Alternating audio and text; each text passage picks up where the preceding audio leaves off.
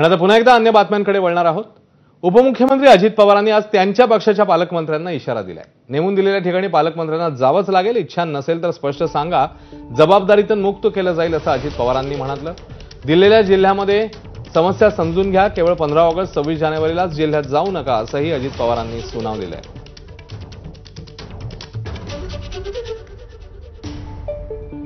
ज्यांना ज्यांना ज्या जिल्ह्याचं पालकमंत्रीपद मिळालेलं आहे त्यांना तिथं जावंच लागेल।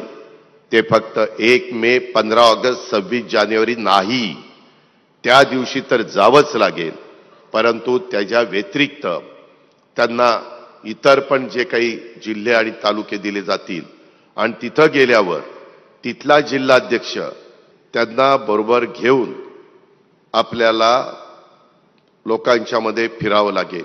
माझ्यासहित सगळ्यांना ज्या काही छोट्या मोठ्या चुका होत असतील त्या दुरुस्त कराव्या लागतील, नाहीतर खुर्ची खाली करावी लागेल, एवढीच नोंद आपण सगळ्यांनी घ्या।